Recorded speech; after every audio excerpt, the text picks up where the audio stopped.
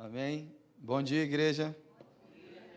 Estou feliz por retornar aqui uma vez por ano. Basicamente, eu venho aqui, né? Uma vez por ano, que é quando o pastor viaja e ele solicita e a gente vem. Então, para você que não me conhece, é o pastor Lincoln, que eu tenho visto que tem rostos novos aí, né? Mas a grande massa já está aqui há bastante tempo, glória a Deus por isso. E eu quero fazer algo diferente, mas o texto que eu queria que você, eu queria Lucas, capítulo 18, e cheguei aqui, e eu querendo Lucas, insistindo com Lucas 18, eu ia falar sobre oração, sobre o dever de orar, usar a palavra do juiz Inico, mas cheguei aqui, Deus começou a mover, e Deus me levou a Ezequiel 37. Eu sei que dá trabalho, mas Ezequiel 37 é uma passagem muito conhecida, de repente até muito batida, mas como a palavra de Deus, ela se renova todo dia, né? Toda manhã, nós não estamos aqui, né? Que bom que a palavra se renova, imagina se ela não se renovasse, já seria uma coisa sem graça, sem sentido, porque não se renova. Mas graças a Deus eu leio, não sei nem quantas vezes eu já li Ezequiel 37, mas todas as vezes que leio, não sei se você consegue entender, sempre é diferente. Então hoje eu quero falar sobre Ezequiel 37, e o versículo que eu queria usar com você é a partir do versículo 10. Então eu quero trazer um abraço da minha igreja, Fluir de Deus em Realengo. Estamos lá com muitos projetos, todo começo de ano é muito projeto, né, gente? Cheguei aqui, eu também vi tanta coisa diferente, livraria, nós temos uma livraria lá. Aqui vende o livro? Não, né? Lá vende, aqui é alugar, por enquanto, né? Vamos botar para vender, Luiz. Eu vendo livros lá, títulos. Caramba, foi um projeto que os jovens inventaram, né? O pastor, a gente pode abrir uma livraria aqui? Eles fizeram, foi tudo com vocês. Eu só selecionei alguns títulos, e alguns títulos eles também colocaram. Poxa, está dando certo, está vendendo para caramba, e está criando também uma cultura no coração das pessoas pela leitura. Eu já gosto de ler, então já era uma dificuldade para a gente implantar isso. Todo mundo que entra na igreja, eu falo, você gosta de ler? Ah, não gosto. Eu falei, mas aqui tu vai aprender, porque o Espírito Santo vai te tocar, vai te incomodar, porque toda a igreja retrata do seu pastor. Se o seu pastor gosta de ler, tu vai gostar de ler. Tu vai ser incomodado a ler. Se a grande massa aqui gosta de ler, ou o pastor gosta de ler, poxa, você vai ler, cara. O Espírito vai fazer alguma coisa, vai ser. Tem gente que está falando assim, não vou ler. Vai sim, em algum momento tu vai. Em algum momento, o Espírito, alguém vai te presentear com um livro, e aquele livro vai ser uma grande mensagem para você, que vai transformar a sua vida. Porque não é só a Bíblia é inegociável. Eu não estou dizendo para você substituir a leitura de um livro com a Bíblia, não é isso. Mas eu leio a Bíblia, mas eu não troco a leitura da Bíblia pelos livros. Mas muitos livros me ajudaram até a entender o que a Bíblia está dizendo. Então vai te ajudar, muitos livros. Em alguns momentos de crise na minha vida, eu fui presenteado até pelo pastor Anjo com livros que me ajudaram na minha caminhada no meu ministério. Então, ler é importante demais. Então, se você hoje pode pegar emprestado, deveria estar vazio lá. Eu vi lá, o fluir do Espírito Santo. Já leram esse livro? Nunca leram? Pegue e leia. Quando eu peguei esse livro para ler, eu fui atraído pelo aquilo que estava dizendo no título, né? O fluir do avivamento, e eu estava nessa força do avivamento, ainda estou, e eu falei, é esse que eu quero, achando que o fluir do avivamento seria uma coisa transcendental, uma nuvem que ia me envolver, entendeu? Não sei se você já leu o livro, eu estou fazendo uma propaganda para que você pegue. E quando eu peguei o livro pelo título, e quando eu fui ler, não tinha nada de nuvem. O conteúdo do livro começou a me levar, sim, a um avivamento, mas pelo caminho do perdão. Não tem nada mais poderoso num avivamento do que ter um coração perdoador. Porque não existe avivamento sem perdão. Aí você entende, pegue lá, está livre lá, aí ainda não está vendendo, está sendo alugado, alugue, entendeu? Mas lá na nossa igreja também está sendo feita essa livraria, os jovens estão uma benção, estão conseguindo abençoar a igreja, estão conseguindo abençoar, estão vendendo livros, as pessoas estão comprando livros, bíblias, e eles estão conseguindo abençoar a igreja, eles conseguem para repor o material da livraria, ainda dar um restante para a igreja, uma iniciativa dos jovens. Falei, meu Deus, que coisa poderosa que Deus está fazendo, né? E ore com a gente, porque mês que vem, mês de março, nós estamos indo para dentro da Vila Kennedy, uma base missionária dentro da Vila Kennedy, dentro de uma comunidade. Você sabe o que é levar um ex-policial dentro de uma comunidade?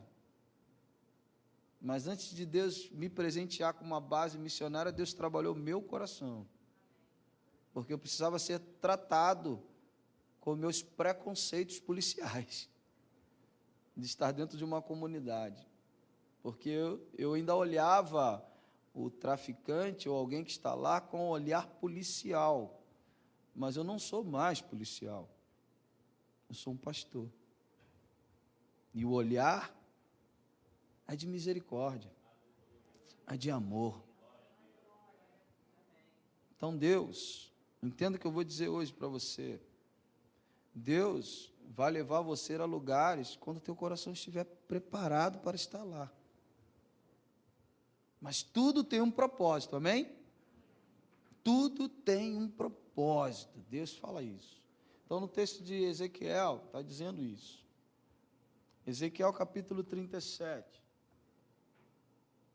O versículo é o 10. Está escrito assim: E profetizei como ele me deu ordem.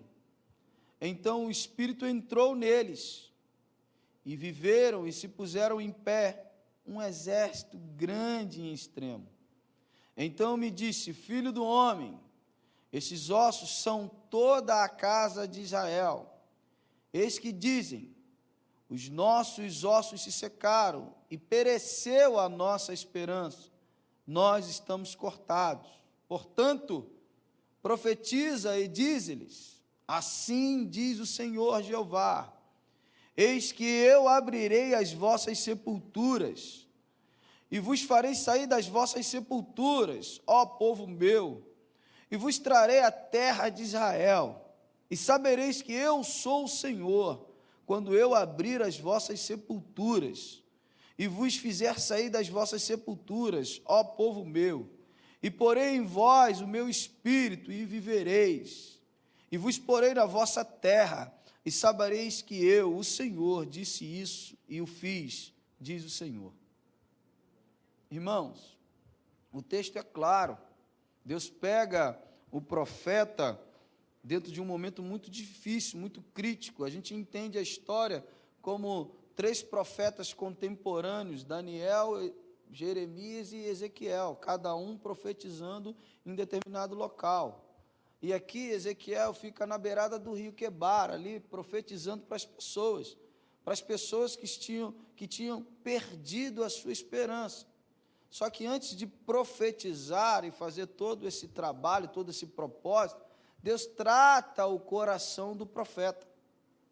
Porque antes de dar algo para mim e para você, Deus vai tratar o teu coração, preparar para aquilo que Ele quer derramar. Porque Deus não vai desperdiçar nada.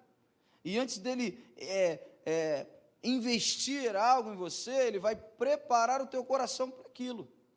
Por isso eu digo lá na igreja, já que você tem fé e vive de fé, uma igreja que precisa viver de fé, já prepare o ambiente naquilo que Deus tem falado ao seu coração. Se Deus tem falado que vai te dar algo ou fazer algo na sua vida, prepare o ambiente para receber aquilo que Deus vai te dar. Então, seja na igreja, no ministério, fora da igreja, prepare. Se Deus tem te dado sonhos, projetos, algumas coisas, prepare o teu ambiente para receber aquilo como se já fosse teu. Porque a Bíblia diz isso: se nós orarmos crendo que já recebemos, será assim conosco. Então o que Deus quer? Que através da fé, você prepare o ambiente para receber aquilo que Ele quer projetar. Então, antes de dar algo para o profeta, Deus leva esse profeta que estava desanimado, que estava desesperançado, Deus dá uma visão a ele e mostra para ele a realidade. De vez em quando Deus tem que nos mostrar a nossa realidade. Olha, você não é o que você pensa que é. Você não está vivendo o que eu projetei para você viver. Você está num comodismo, porque é muito natural, é muito sutil a gente se acomodar. É muito sutil, todo o começo de ano, nós temos vários projetos e várias expectativas, e chega no final, estamos frustrados. Eu tenho certeza, porque lá, não sei, aqui, pelo menos em Realengo muitas pessoas fazem aquela oração do final do ano, a oração da projeção, das expectativas, da promessa, mas quando chega em dezembro, a oração é de lamento, porque não cumpriu nada que projetou.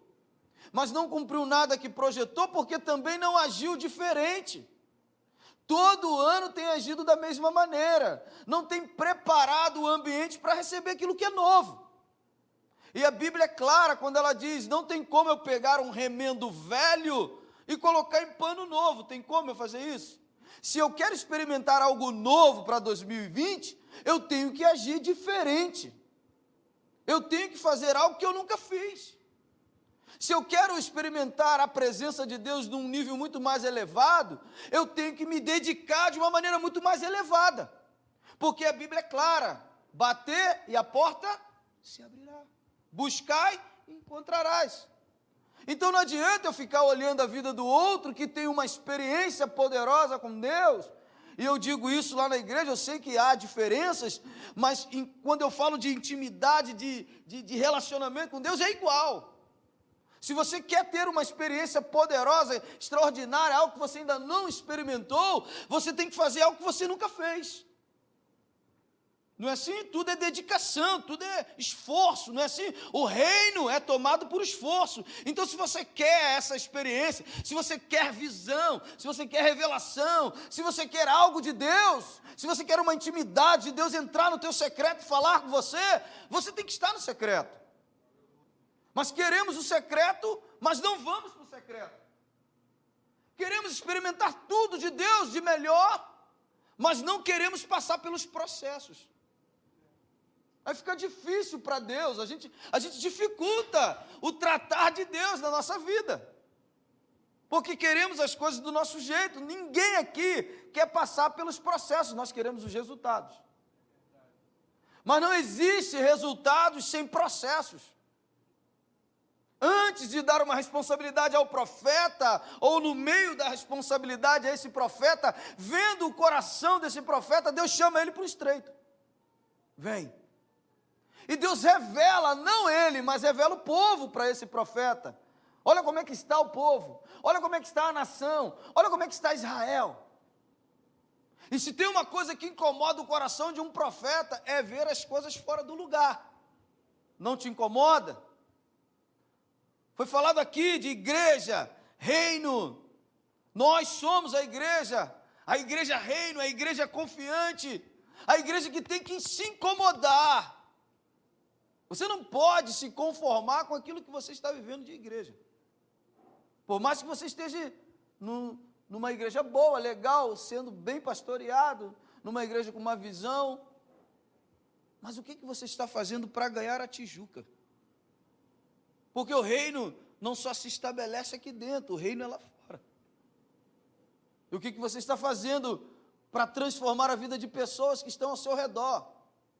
Do próximo, não do outro, porque o outro, essa palavra outro, afasta, mas próximo, aproxima. Por isso Deus falou, é próximo. E quem é esse próximo? É só o meu parente que eu tenho que ganhar? Não. Aquele teu amigo que tem se aproximado de você no teu trabalho, que você está achando estranho. Está achando esquisito, esse cara agora fica te perturbando, te perseguindo. Já parou para pensar que é Deus que está aproximando ele de você? Por quê? Porque você é a igreja. Você é um instrumento de Deus para transformar aquela vida. Deus é Espíritos, Ele não vai descer aqui e dar um abraço no cara, Ele vai usar você com seus braços, com a sua perna, para fazer o que Ele quer fazer. Nós, igreja, somos a parte material de Deus. Ele habita em nós, usa nossos braços, nossas pernas, nossa boca para fazer a diferença. Nós, há muito tempo, hoje nós estamos sendo perseguidos enquanto igreja, você não percebe isso? Todo lugar persegue a gente, é uma dificuldade ser evangélico hoje, né, gente? Que coisa doida, mas a culpa disso é nossa. Há muito tempo nós nos isolamos achando que nós éramos a cereja do bolo de Deus, que éramos mais amados do que todo mundo.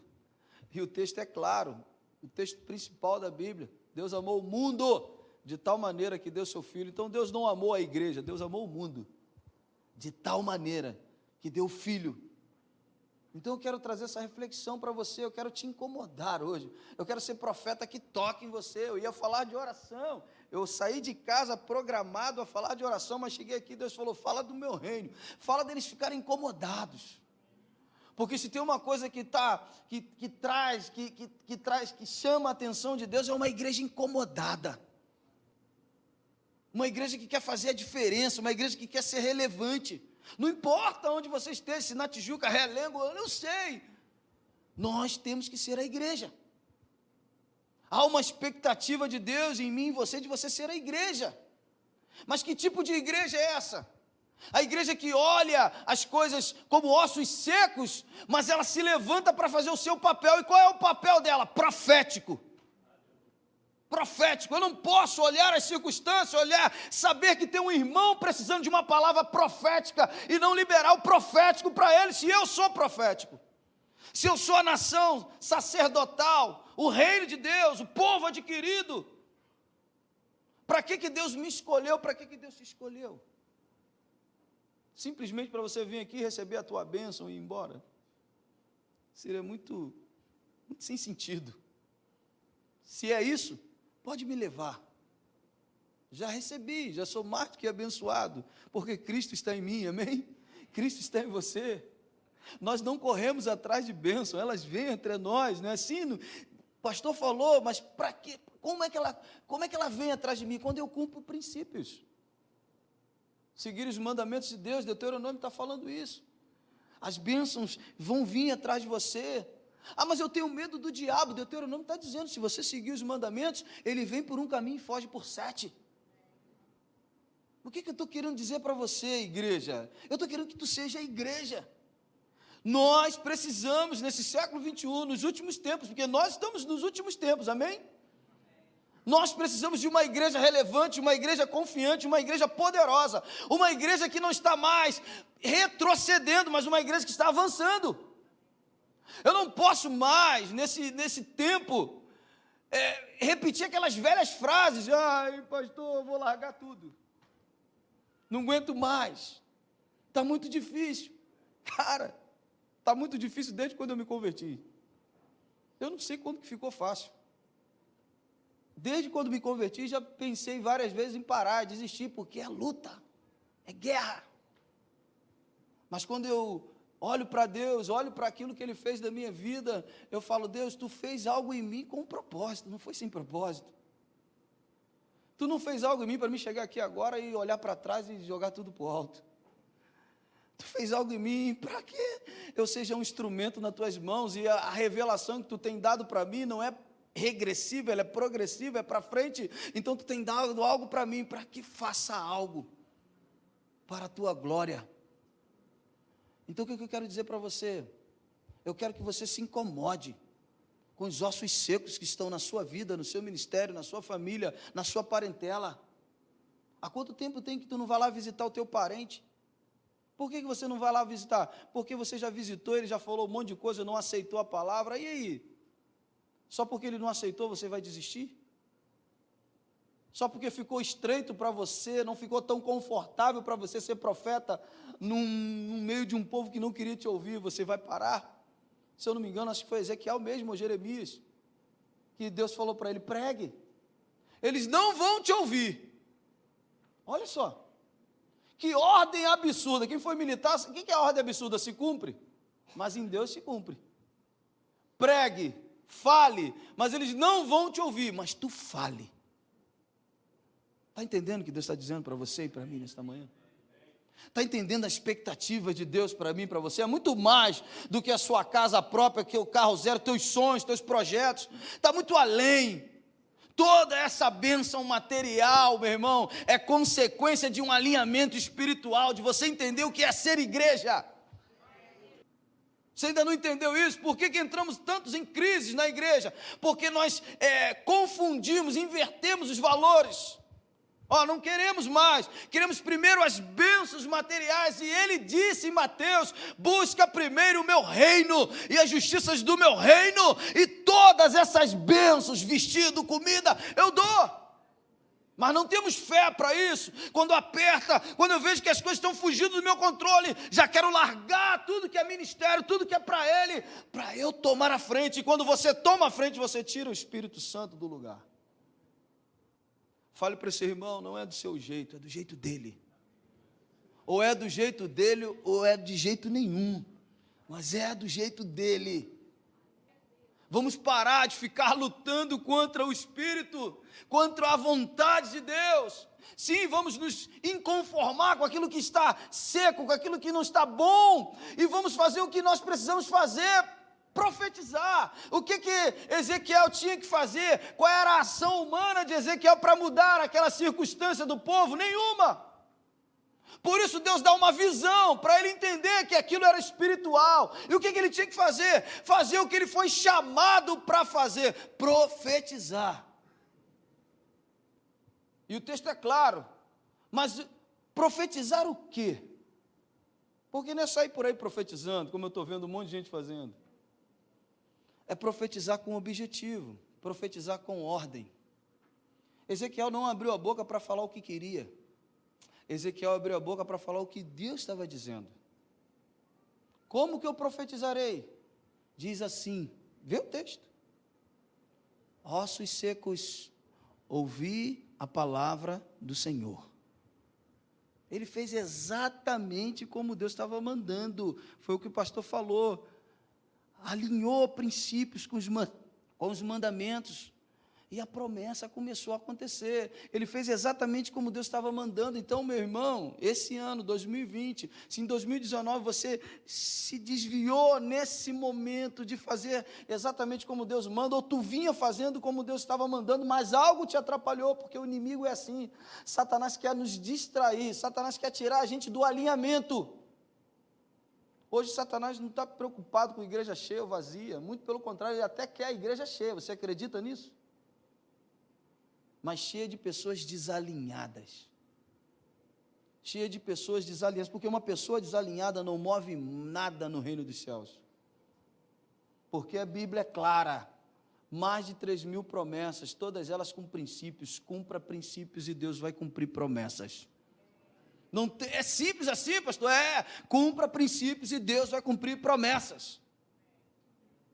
Não adianta querer inventar outra coisa, é isso que funciona. Deus falou: Ezequiel, o que tu vê? Ossos secos, pode ter vida? Não sei, tu sabes. Jogando a responsabilidade para Deus, aí Deus volta com a responsabilidade para ele. Então profetiza, faz o que você foi chamado para fazer.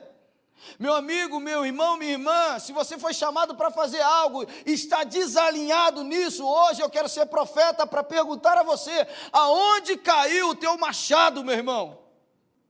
Diga para Deus onde caiu o teu machado, e o milagre de Deus vai acontecer, fazendo com que o ferro flutue em cima de uma madeira. Mas para quê? Para te julgar, para te condenar? Não, para colocar o machado novinho na tua mão de volta e dizer: continua. Continua fazendo o que eu chamei você para fazer.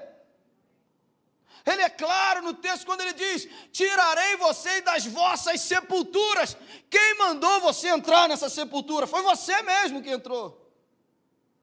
Mas hoje Deus está me usando como profeta para dizer: hoje Deus tira você das suas sepulturas, dos seus medos, dos seus achismos, dos seus complexos, da sua caverna. Mas não fique como Elias, esperando algo extraordinário acontecer, porque Deus vai vir na simplicidade e dizer: saia daí, eu não te chamei para isso. Nós somos a igreja. O mundo está precisando de uma igreja poderosa. O mundo está precisando de uma igreja firme. O mundo está precisando de uma igreja que ora, amém? Há quanto tempo você não faz mais as suas orações? Lá na igreja esse ano eu coloquei 2020, um ano de clamar. As pessoas me perguntaram, mas um ano de clamar em cima de Jeremias 33, clama a mim e responder-te-ei, que a gente ama esse texto, né? Clama a mim e responder-te-ei, olha como é que é. Anunciar-te-ei coisas grandes. A gente já pensa o que é grande. Coisas firmes que tu não conheces. A gente já imagina, aquele sonho que eu nem conheço ainda vai acontecer. Só que a gente tem que entender que Deus está falando isso para um profeta. E um profeta benquisto? Não. Que tinha um desafio muito grande. Pregar a mensagem onde ninguém queria ouvir. Mas Deus está dizendo para ele, tu não está sozinho, clama a mim. E eu vou te dar a chave. Vou anunciar, vou te apresentar coisas que você ainda não viu. Mas clame a mim. Foi dentro desse texto que o senhor estava falando isso, pastor? Não, eu falei, clame às nações e eu te darei. Foi isso que eu falei para eles. Pô, pastor, não tem nada de bênção. Eu falei, não, tem tudo de bênção. Tem tudo de bênção, meu filho. Eu estou clamando a Deus mais trabalho. Eu estou clamando a Deus mais gente. Eu estou clamando a Deus mais vida. Eu estou clamando a Deus o reino. Não é assim que a oração intitulada do Pai Nosso diz? Que seja feita a tua vontade, tanto na terra como ela é feita onde? E você acha que a vontade dele está sendo feita nessa terra? Você acha? Se você não acha, a culpa é minha e sua, porque você é um instrumento dessa vontade. Faça a diferença, não espere por ninguém, faça você, comece pela sua casa, comece pela sua vida, comece pelo seu ministério, mas faça a diferença. Nós não podemos pegar talentos que Deus nos deu e enterrá-los, como se eles fossem só nossos. Desculpe de frustrar, você vai prestar conta de tudo aquilo que Deus emprestou a você. Os filhos que Deus te deu, você vai prestar conta, a mulher, o ministério, a igreja, o pastor, os irmãos que Deus tem colocado perto de você, tu vai prestar conta de tudo, porque você está vendo aquele irmão numa fase de ossos secos, mas você não consegue liberar uma palavra para ele.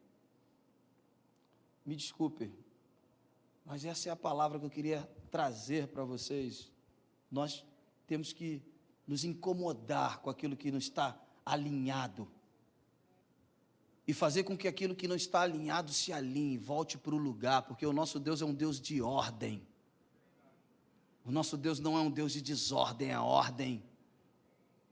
Deus não deixava o povo caminhar, nem quando vocês, até para morrer tem que ter ordem, sabia disso? Eu não posso, estou no ministério, eu fico vendo as pessoas, na minha igreja, aqui eu não acho que não acontece isso, mas lá acontece. Pastor, eu não quero mais não. As pessoas abandonam o ministério, não se preocupam, quem é que vai fazer agora? As pessoas que estão envolvidas naquilo, lideranças, abandonam, eu abandono agora, não estou bem, depois eu pego de novo. É assim. Mas até para morrer tem que ter ordem. Ezequias, apronta a tua casa, que tu vai morrer. Olha que tipo de Deus a gente está lidando. Apronta a tua casa, que tu vai morrer. Quem vai aprontar a casa para morrer, irmãos? A primeira coisa que a gente ia fazendo era aprontar a casa. Era como aquele filme, né, de uma mulher, como é o nome daquela mulher do filme, que a mulher acha que vai morrer, ela gasta tudo que tem, não é assim? Apronta a tua casa que tu vai morrer. Olha o nível desse Deus. Claro que Ezequias não se conforma e ora para que Deus mude aquela sentença, e a oração deles faz mudar a sentença, sim, mas o que eu quero dizer é que até para abandonar coisas no ministério, tem que ser com cuidado, com ordem, ouvindo-se aquilo mesmo que Deus quer. Mas eu não estou aguentando mais aquele irmão, mas Deus colocou ele para forjar você, paciência, amor, perseverança, tudo. E se Deus não mandou você largar, não largue. Eu falo lá para os irmãos, tem um irmão que estava falando, eu quero sair do ministério. Eu falei, quem é o teu co-líder? Não tem, então tu não pode sair. Mas pastor, eu vou ficar aqui insatisfeito. Desculpe, mas você foi tolo. Esse tempo todo não preparou ninguém para te substituir, centralizou em você. Tu não é um bom líder. Então agora prepara um líder. Prepara alguém para te substituir. Eu tenho que preparar alguém para me substituir. Senão a vida não flui. Se o pastor Ângelo não tem o pastor Lúcio para ficar aqui, como é que ele ia viajar? Como é que faz? A nossa vida é assim, sempre preparando alguém para cobrir. Por quê? Porque além da nossa vida, muito mais importante é a missão. Muito mais importante é aquilo que eu fui chamado para fazer do que aquilo que eu sou. Porque aquilo que eu sou está inserido naquilo que eu fui chamado para fazer. Está entendendo o que Deus está dizendo para você? Talvez algumas coisas não aconteceram na tua vida, algumas portas não se abriram, porque você está jogando fora aquilo que você foi chamado para fazer. Busca primeiro o reino e as justiças do reino, e todas as outras coisas eu te dou. Você tem fé para viver isso? Porque é muito lindo dizer, mas tem fé para viver isso? Quando o desemprego bate, e aí? Não precisamos nos corromper para fazer com que a justiça de Deus seja feita. Eu estava falando de justiça hoje com o Marcos, e nós temos uma concepção de justiça muito errada. A gente acha que a justiça de Deus é sempre punitiva, já viu isso? A justiça de Deus vai pesar. A gente está querendo que Deus esmague, entendeu? Mas a justiça, e eu tenho que clamar por justiça, você tem que clamar por justiça. Mas quando eu, por exemplo, uma mulher que não tem um marido crente, quando ela clama por justiça de Deus na casa dela, pode ter certeza, sabe o que Deus vai fazer? Entrar com conversão na família dela. Entrar com mudança poderosa na casa dela. Não vai pegar o marido que não vale nada, como as mulheres pensam assim, né? E jogar ele no limbo. Não, vai entrar lá e fazer algo diferente. Porque a justiça de Deus é a verdade de Deus, é a realidade de Deus. Quando eu clamo por justiça no ministério, clamo por justiça, eu tenho que clamar por justiça em cima desse mundo. Mas a justiça de Deus, que não é punitiva. Não fique frustrado quando você clamar por justiça por aquele vizinho que está te perturbando e Deus ir lá e amá-lo cada vez mais. E você ficar revoltado porque Deus não deu um raio nele. É a justiça de Deus. Então, meu irmão, minha irmã, é tempo da gente não mais se conformar. O mundo está verdadeiro vale de ossos secos. Nós somos a igreja profética. Nós somos a igreja, se existem aqueles 7.000 joelhos de Elias, nós estamos inseridos neles. Eu acredito nesse ministério, eu sei o que Deus tem feito aqui, eu acredito em você. Se eu não acreditasse, eu não viria aqui. Só se Deus mandasse. Porque eu não saio para pregar por aí, eu venho só aqui em algumas poucas igrejas em Realengo, porque eu não tenho tempo, porque estamos fazendo uma grande obra. Não podemos nos distrair com Sambalates, Tobias, Gesem, esses caras que vêm tentar nos distrair, vêm tentar tirar a gente do alinhamento, às vezes até profetas corrompidos, porque foi profeta que foi até Neemias, mas ele estava tão ligado com Deus, que o profeta, ele foi até ele, mas dizendo para ele fazer algo que ele não foi chamado para fazer, e Deus não é assim. Deus não vai mandar você fazer algo que você não foi chamado para fazer, cada um no seu lugar. Mas eu tenho que me conformar, eu tenho que ser a igreja profética, eu tenho que profetizar no meu trabalho, eu tenho que profetizar na minha escola, eu tenho que profetizar na faculdade, eu tenho que profetizar, eu tenho que fazer alguma coisa. Eu tenho que ser essa voz profética para esse mundo. Essa é a expectativa de Deus comigo e contigo. Não é só uma reunião de muitos amigos, de pessoas bem vestidas, cheirosas, bonitas, para adorar, glorificar, levantar a mão, chorar e ir para casa. Não, meu irmão, é levantar, é celebrar, glorificar aqui o nome de Deus, como o pastor falou, mas entender que a segunda-feira está chegando. E é muito mais importante a segunda do que só o domingo pela manhã, como o pastor falou, domingo pela manhã é muito importante para você celebrar, adorar, glorificar, mas a ação vai vir amanhã, segunda-feira, que o patrão vai te perturbar, que Deus vai unir as pessoas com você. O que você vai ser de Deus para essas pessoas? A voz profética. Mas tem me entristecido muito que a igreja tem se preocupado muito com a sua vida, se preocupado muito com os seus sonhos.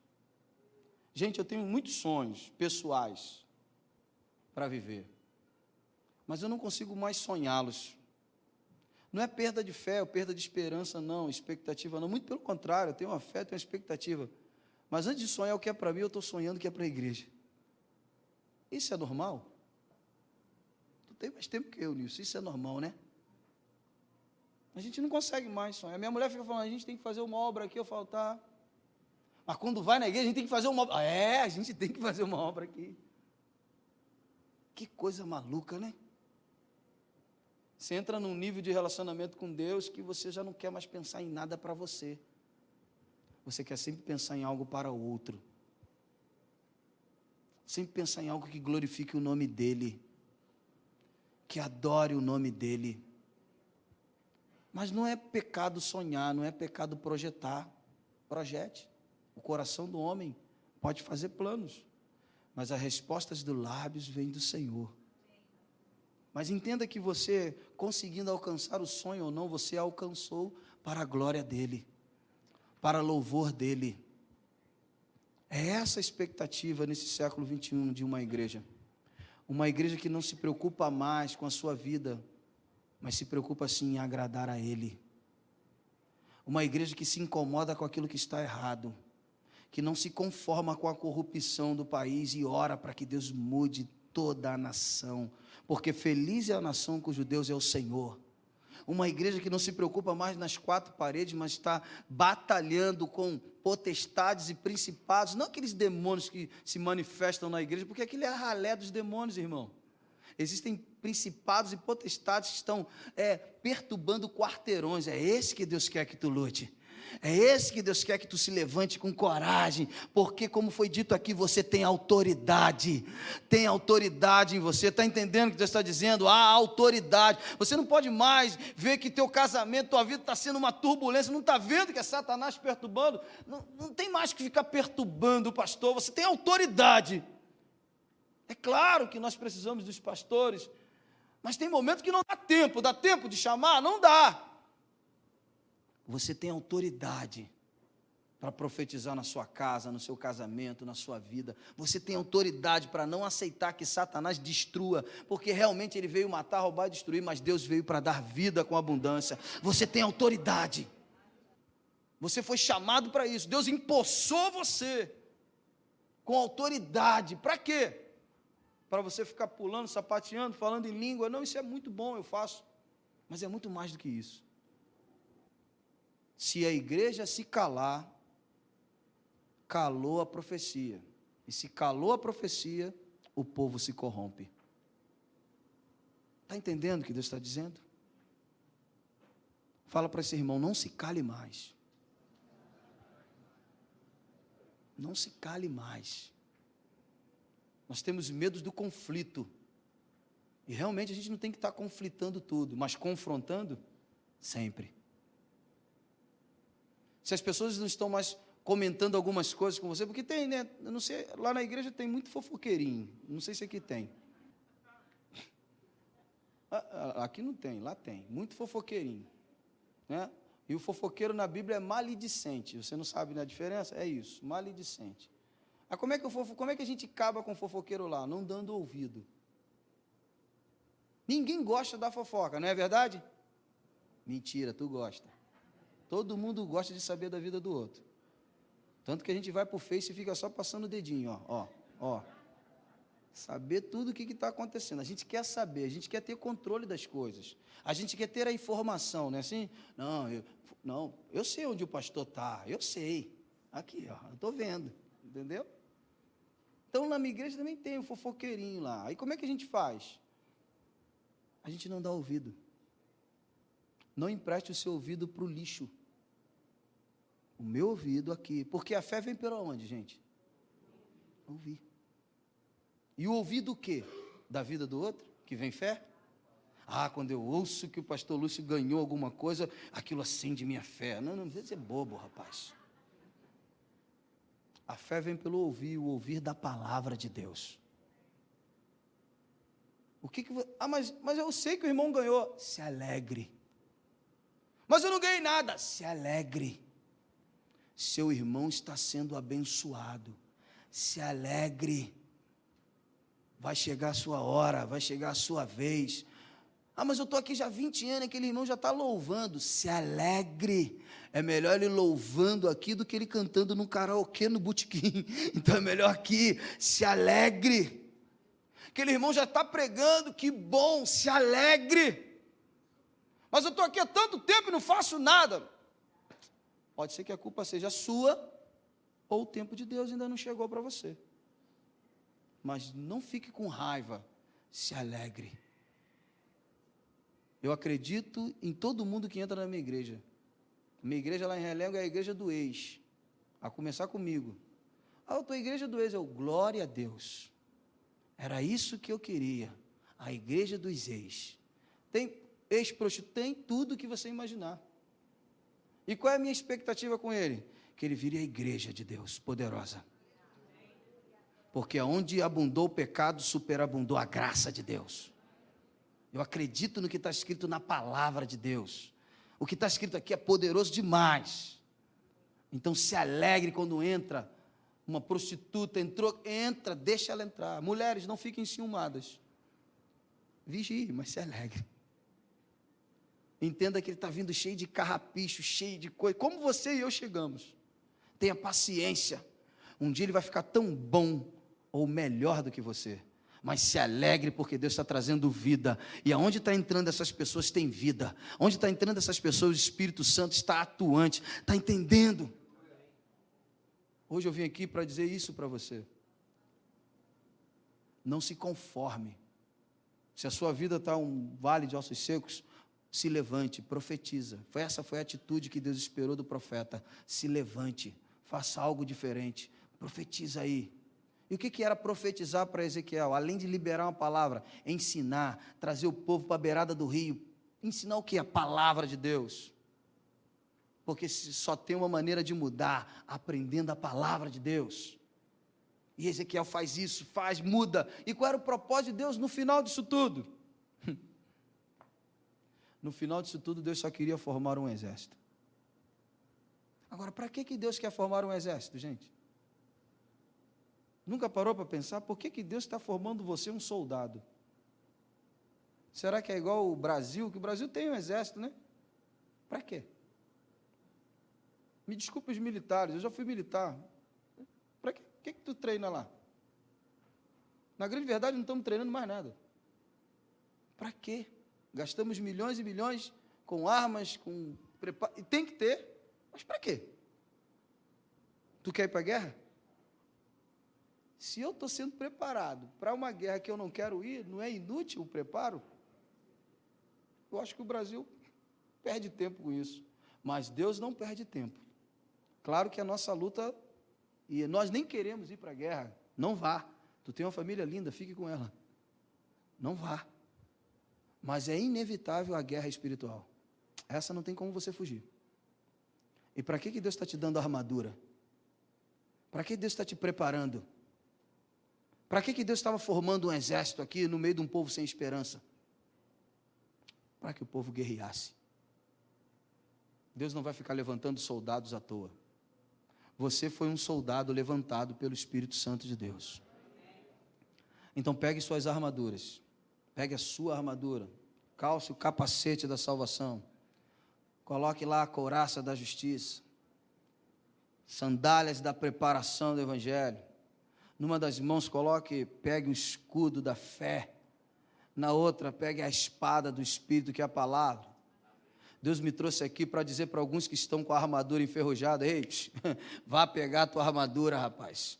Está sofrendo porque você está lutando sem armadura ou parou de lutar. Mas hoje Deus está dizendo para você: ei, saia da tua caverna, estou tirando você das suas sepulturas, para que você volte a ser um soldado poderoso de Deus, para fazer a diferença, para voltar a ser relevante, para ser profeta, para viver o que Deus tem de poderoso para a sua vida. Está entendendo o que Deus está dizendo nesta manhã? 2020 está intacto, tem muito trabalho a ser feito, tem tanta coisa, o ministério aqui é grande, tem tanta coisa para fazer, e o que não tiver, inventa. Porque se tem uma coisa que é inesgotável na igreja, é trabalho. Já criamos uma biblioteca, cada ano inventa uma coisa para você trabalhar. Para quê? Para ocupar a tua mente com o reino. Porque se eu ocupo a minha mente com o reino, não tenho tempo de me ocupar com besteiras. Estou focado, a minha fé está produzindo, estou trabalhando para o reino, estou abençoando vidas, estou cumprindo aquilo que fui chamado para fazer.